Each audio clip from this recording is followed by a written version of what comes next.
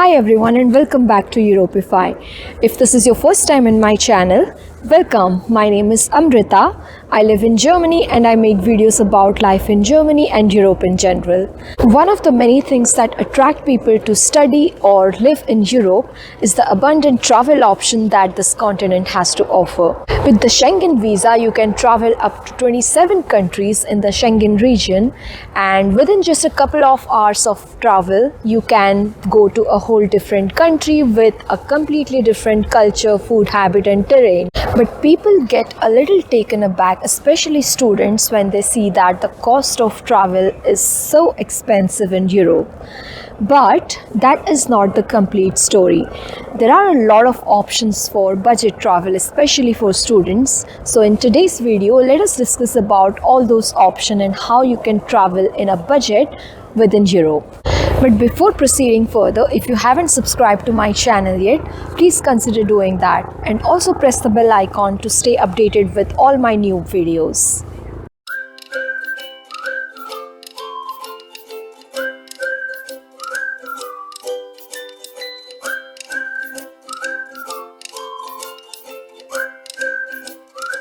If you're considering a budget travel around Europe, the first and foremost thing to consider is the mode of transport.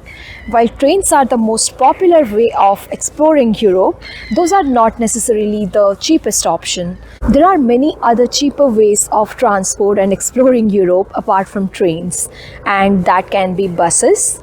And there are also some budget flights that you can take, or even carpool services. Now coming to the buses, the most popular one is Flixbus. When you open the Flixbus website and try to explore the options, you can see that it's just spread across all over Europe, and it's also comfortable and very cheap, so very budget friendly, very flexible as well. You can consider cancelling your tickets if your plans change, and there are announcements on board, so it is a very convenient option for travel.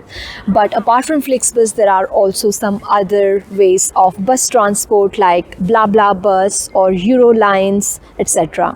Now coming to the budget airlines, they don't have necessarily a very good reputation, but if you're traveling to a farther country, for example from Germany to, let's say, Greece or Norway, then train or bus may not be the most efficient way of travel. But if you're a light traveler, then these budget airlines are the best mode of transport. And these budget airlines include Ryanair, Wizz Air, Eurowings and EasyJet. I have seen round trips within 10 euros and in some exceptional offers even within 5 euros. But yeah, you have to travel really light, and if you're just going with a small backpack, then it is fit for you. But any additional services like any extra baggage or anything as such will cost you extra. Coming to the carpool services, BlaBlaCar is the most popular one, and in their website and also the application, people put their adverts depending on where they are traveling, and people can accompany them by contributing a little amount. So with buses or trains, the journey that will cost you around 20 to 30 euros might cost you around 5 to 10 euros with BlaBlaCar, and it is absolutely safe. I mean, from personal experience, I have traveled with BlaBlaCar a lot of times. If you see that the car driver has good reviews, people have given good feedbacks, then there is nothing to worry about. You can completely go with the BlaBlaCar option. For transportation, if your trip is not time constrained, then you can also explore the regional trains instead of the fast moving trains. Fast moving trains have its own advantages, obviously the speed and then the comfort, and there are a lot more facilities on board like restaurants and Wi-Fi. The seats are much more comfortable, but there are options of the regional trains which are a little slower but of comparable comfort and very budget friendly. The second thing to consider for budget travel is the accommodation. So normally we tend to book a hotel when we are doing a holiday, but there are also many cheaper options than a hotel. So in Europe, Airbnb is one of the most popular options for accommodation during your holidays. I have personally stayed in amazing Airbnb places with a lot of facilities like sauna and jacuzzi, and the hosts are just so welcoming. They give you breakfast, and it's just, I would say, even better than hotels in Europe. So outside of India, even the 5-star hotels are not as lavish. I have stayed from 3-star to 5-star level of hotels, and trust me, this is not at all worth it. If you are not just staying back at hotel and relaxing, I would say you go for a cheaper option.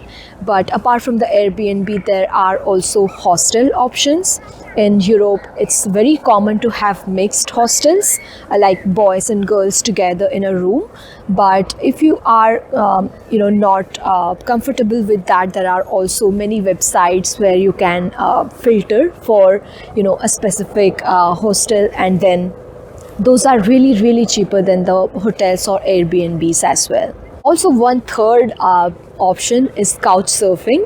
So there are these Facebook groups and even websites where you can search for a couch to just crash for a night, and this is very popular, although I haven't tried it personally, but I have heard that it works pretty fine in Europe. One more very important thing to know while planning your travel are the tools available. In Europe, I normally use Skyscanner, but apart from that, there are a lot of different options like Omio.com, Booking.com, and Kiwi. So with Skyscanner, the thing is you get the overview of a month. Like you can choose a specific month or even the cheapest month from one origin to destination pair, and it will show you the different flight options as per your time, as per your budget, etc. And with Omio also, you can just enter the pair of origin and destination, and it's going to compare the different modes of transport like buses, trains, and flights, and will show you the efficient one in terms of the time travel, the budget, etc. So these two options are very useful. And with Kiwi also, I have tried not to make the booking but to explore the options. Like if you put your origin, it's going to show you what are the possible destinations you can travel to within a certain budget, and it will also show you that in an increasing order of your budget. So very useful again. In Europe, one advantage of being a student or a comparatively younger person is that you get discounts almost everywhere. Be it a museum or any mode of public transport or trains, you just get, even for the Euro passes, the railway passes, you get a lot of discount. So one more important tip is know your discounts. And if you are studying in a university, the university also sometimes gives you these public transportation passes for your city or sometimes even the entire state. And if you are located in, let's say, the western part or the southern part of Germany, then it's really worth the pay. And you can just travel a lot of places with those university passes. So know your discounts. If you're a travel lover, you're in Europe and you're not very comfortable with all the planning and budgeting, and you're not aware of the different options to explore, then also you can still travel. There are abundantly available group travel options, especially for students and young workers. So the most popular ones are Studifahrten, PM to AM trips, and Wanderlust trips, etc. So I have a very good experience with Studifahrten. So they have this Facebook page as well as the website, and they post regularly, and it's very frequently as well. They post their plans about these different trips.